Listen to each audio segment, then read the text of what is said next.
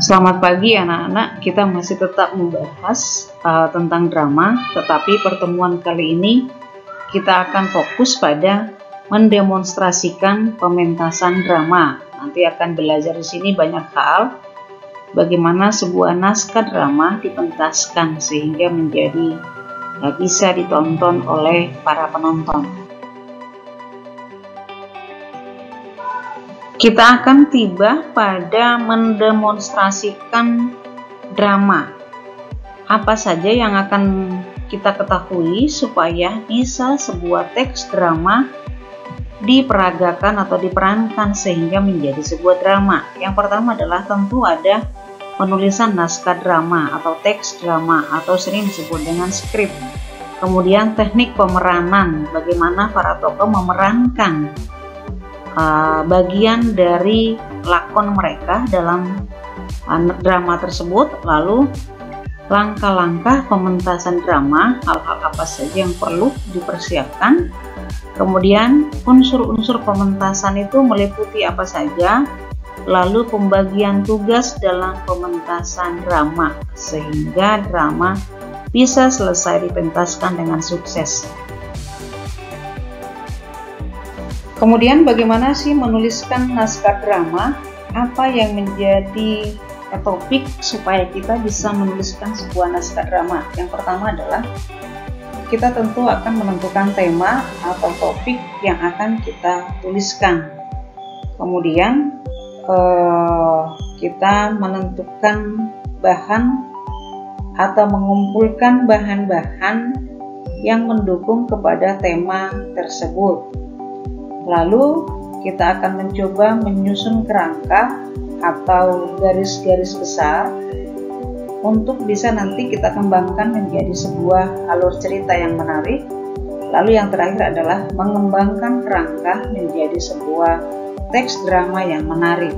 Itu adalah langkah-langkah untuk menulis naskah drama atau teks drama. Kita akan belajar teknik pemeranan.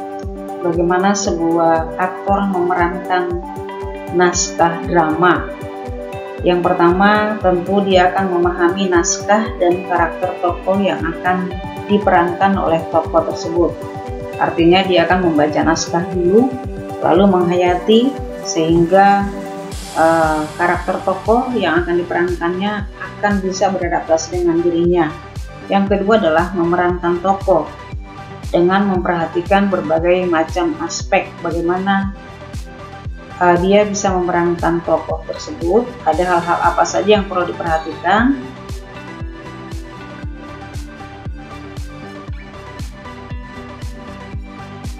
Memerankan tokoh dengan memperhatikan aspek supaya tokoh yang diperankan itu bisa berhasil dengan baik. Yang pertama yang perlu diperhatikan adalah lafal.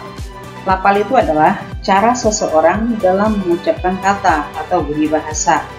Aspek ini sangat penting kita perhatikan supaya jelas makna suatu kata yang kita peragakan. Misalnya, ketika kita melafalkan sebuah kata semak dengan sepak tentu berbeda, maka lafal atau pengucapannya harus jelas sehingga perbedaan kalimat semak dengan sepak bisa didengarkan oleh orang lain dengan jelas.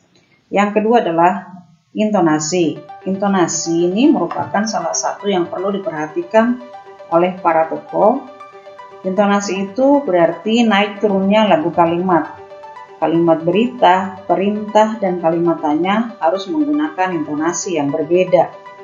Intonasi kalimat untuk menyatakan kegembiraan juga berbeda dengan kalimat yang menyatakan kesedihan. Yang ketiga adalah nada atau tekanan. Di sini akan dipelajari kuat lemahnya penurunan suatu kata dalam kalimat. Kata yang ingin diperjelas maksudnya mendapat tekanan lebih kuat daripada kata lainnya. Kemudian mimik atau sering disebut dengan ekspresi atau sering juga disebut dengan raut muka yang menggambarkan suatu emosi, apakah dia sedih, gembira, kecewa, dan yang lain sebagainya. Mimik berperan dalam memperjelas suatu maksud tuturan yang disampaikan oleh pemeran tokoh. Kemudian gerak-gerik. Gerak-gerik ini adalah bagian dari gerak anggota tubuh atau anggota badan atau tingkah laku seseorang dalam menyatakan maksud tertentu, misalnya kepalan tangan, anggukan kepala, atau menggigit jari. Itu adalah salah satu contoh gerak anggota tubuh.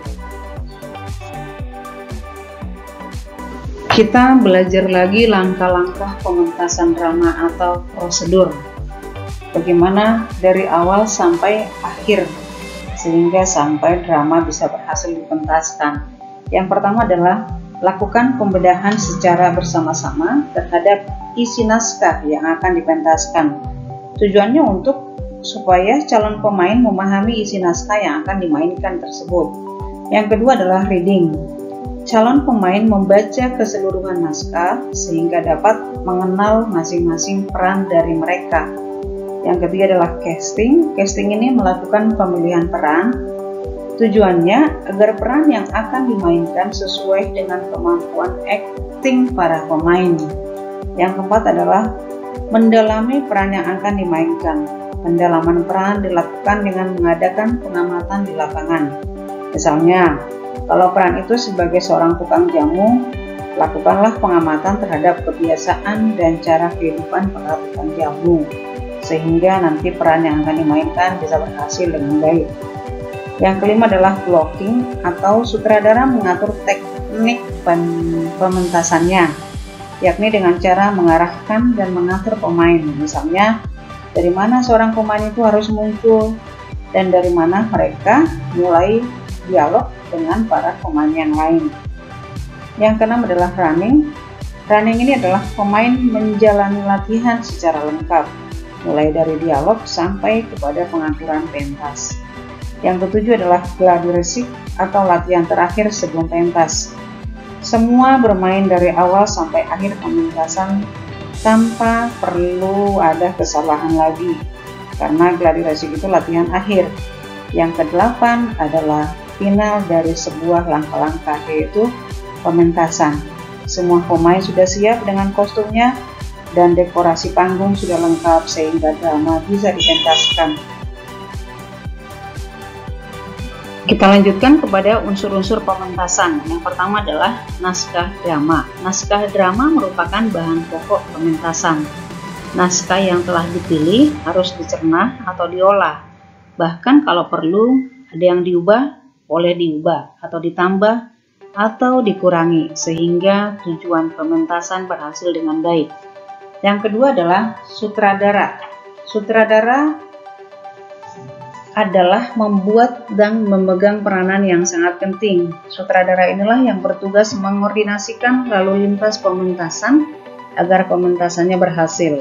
Ia bertugas membuat atau mencari naskah drama, mencari pemeran, mencari rekan kerja, mencari penyandang dana, dan yang lain. Seluruhnya adalah tugas sutradara. Yang ketiga adalah casting atau melakukan pemilihan peran. Pemilihan peran ini harus menafsirkan perwatakan tokoh yang diperankannya. Sutradaralah yang menentukannya.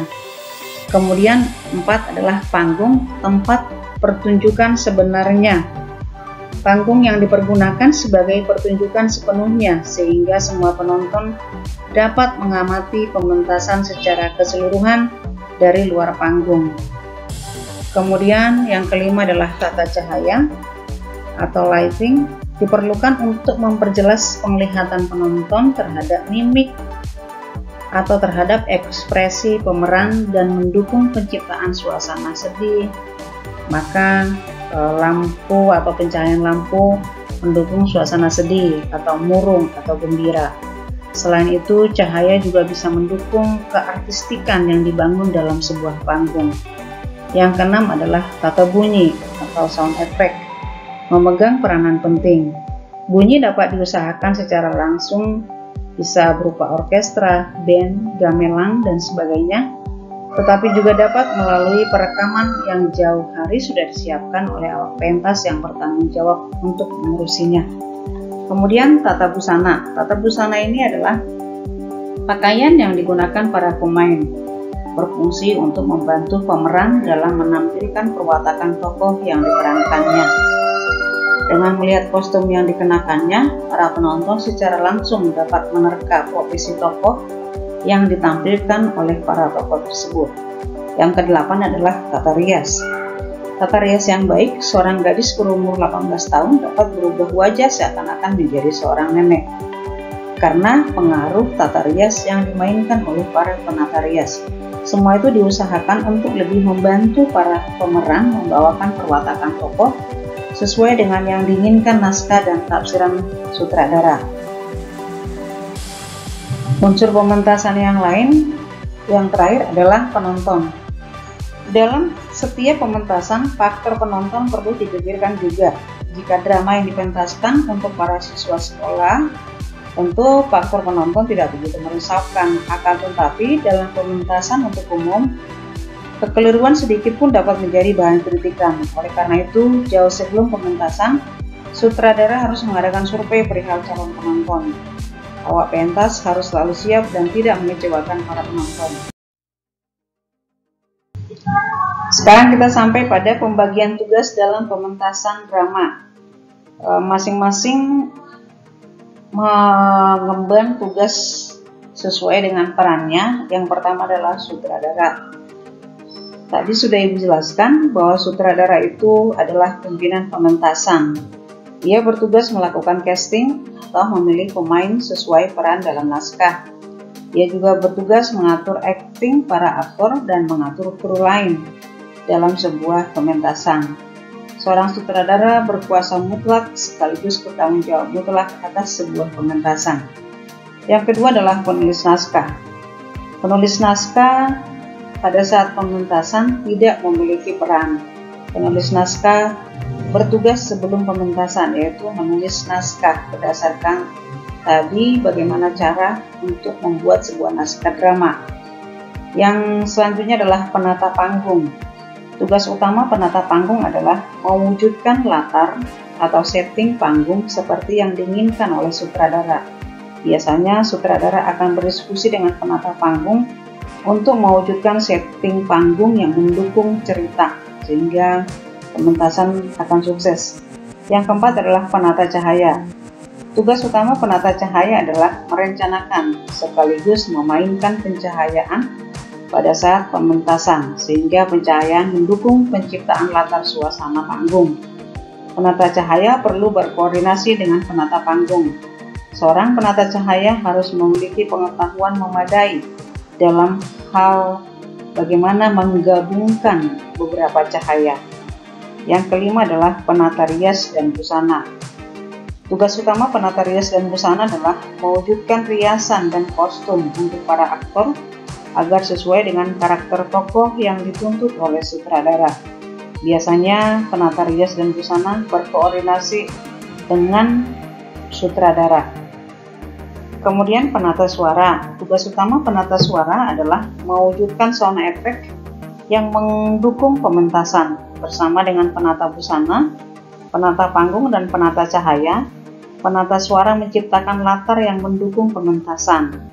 Jelas bahwa prasyarat untuk menjadi penata suara adalah memiliki kemampuan mengolah sound system dan sound effect. 7 adalah aktor. Tugas utama aktor adalah memerankan tokoh yang ditugaskan kepadanya oleh sutradara. Demikian pembelajaran kita pada hari ini. Semoga kalian memahami apa yang Ibu sampaikan dan nanti kelak bisa kalian pentaskan ketika sudah pembelajaran tatap muka bisa kalian praktikkan. Terima kasih dan kalian tetap semangat untuk belajar. Selamat pagi.